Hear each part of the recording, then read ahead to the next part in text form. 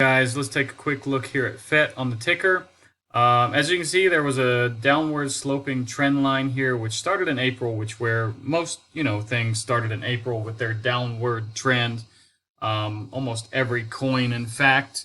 I don't know of any coins really that went up during this period. So you can see though we did have a touch point here in May, and we did try to break out in August and in September, early September.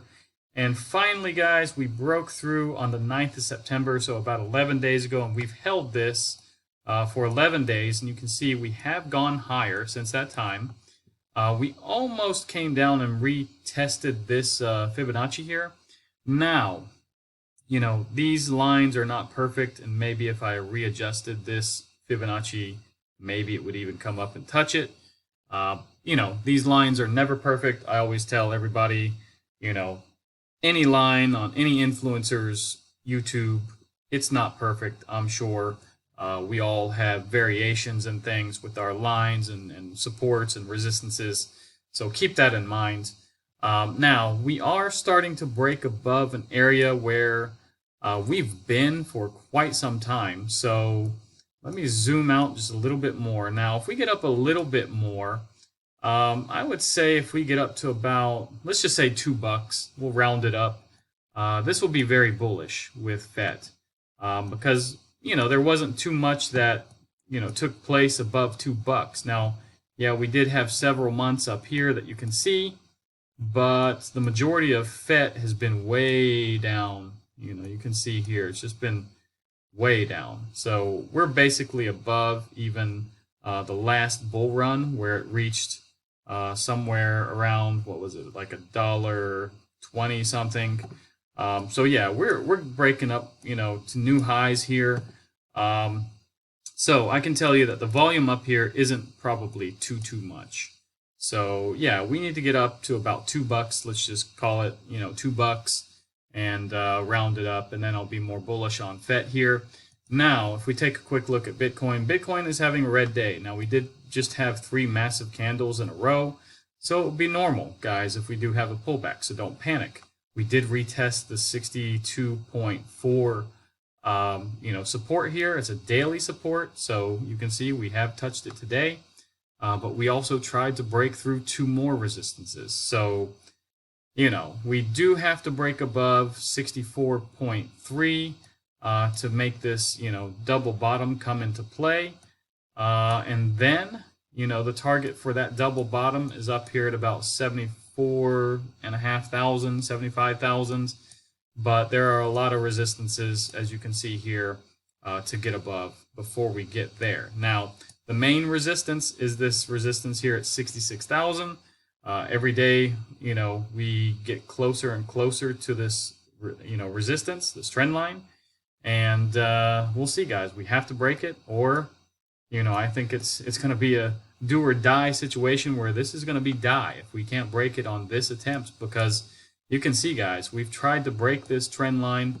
Well, we first hit it on the all-time high in March. We hit it in April. We hit it in May. We hit it in June. We hit it in July. And we didn't even get close to it really in August. Or, we got kind of close. We got about $2,500 away, but we didn't hit it. So we need to hit it, guys. We need to break through it and, get a move on here with Bitcoin. Now, if we take a look at the economic calendar for next week, basically Thursday, you're going to have jobless claims, core PCE prices, durable goods, Fed Chair Powell speaking. There's going to be a lot of speakers actually on this day. Friday, you have core PCE, prices. We do have, the PCE price index, personal spending, Michigan numbers. So Thursday and Friday are the most important. Wednesday is kind of a dead day, guys. Tuesday, you do have some HPI numbers, but consumer confidence is probably the biggest thing on Tuesday. And Monday, I would say, is the third most important day. You do have S&P, global manufacturing PMI and composite PMI, global services PMI, and you got a couple of speakers here speaking. So anyways, guys, that's pretty much the economic calendar for next week. Now, if we take a look at the rate cuts for November, it's crazy, guys, because yesterday it was 38.8% for this half-point cut, but you can see it's raised almost 15% for November. I don't know why. There wasn't really any numbers that came out. You know, I just don't know. It's really too, far to speculate right now. Like I said on the previous video I made on Koti, that I'll probably look at this maybe once or twice a week, maybe, for example, like Tuesday, Friday or something. But we'll see, guys. I mean, it doesn't make sense to check this when we're so far away from it right now. Now, the fear and greed is at 54. We're at neutral territory yesterday. I did say that I felt that we were going to fall somewhere between 50 and 60, and we're pretty much right dead in the middle. So that's good to see, guys. Now, if you want to take a look at altcoin season, this is the index, and right now we have had a significant increase in the altcoin season, basically going from, 29 on September 18th to 43. So we've bounced 14 points on this. We're almost in the middle, guys. This could go either way. You can see that basically back in July it was it was basically indecisive, but we ended up going down to the Bitcoin season again.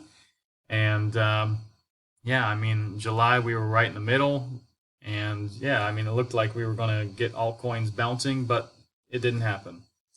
Anyways, guys, the last altcoin season was basically this little blip here in March, and we did have something in January, as you can see here. But basically, we haven't really been, in altcoin season for a while. I'm not sure if I can, change the time frame here. But yeah, I'm not going to play with this too much on this video. Anyways, the crypto bubbles, guys, it's about maybe 40% green, maybe 50. I think it's more 40. But some of these better projects like Sui, Apt, FET, VET, Stacks, ETH. I have my reservations about ETH, but hey, so be it. It's the second biggest coin. Now Sol, yeah, it's good. Jupiter, great. So yeah, I mean, a lot of these good projects are in green. There are also good projects that are in red too, though, like Near. Some people believe in Caspa. Ton is even down. So anyways, we've had massive runs in the last couple of days, so naturally we're going to see a little bit of a pullback. But overall, for the week, guys, this is fairly green. I would say it's about 75 or 80% green for the week. Now, for the month, it's probably similar, and then for the year, pretty much green, guys. These are huge bubbles. So anyways, let's not dwell on this too long. Now, if you want to stake your FET, you can go to Coinondo here, and you can look. XT.com has for 90 days at 9%. I actually have mine on Binance, and I don't think I have it so long, guys, because I'm a little bit afraid you're going to miss the time to sell. So I think I have it on 30 or 60 days or something like this, and that's probably enough, guys. But you can see here, these are all the percentages that you can get. Here's the lockup times and things. You do how you want to do, but I wouldn't recommend locking up your coins, for example, for 120 days, or 90 is kind of risky too. Mainly I'm locking up my coins for 30 or 60 days, unless I got just a load of these coins, and for example, Harmony One, I have a ton of this, and I have every day something coming unstaked, so I'm not really too worried that I won't be able to sell.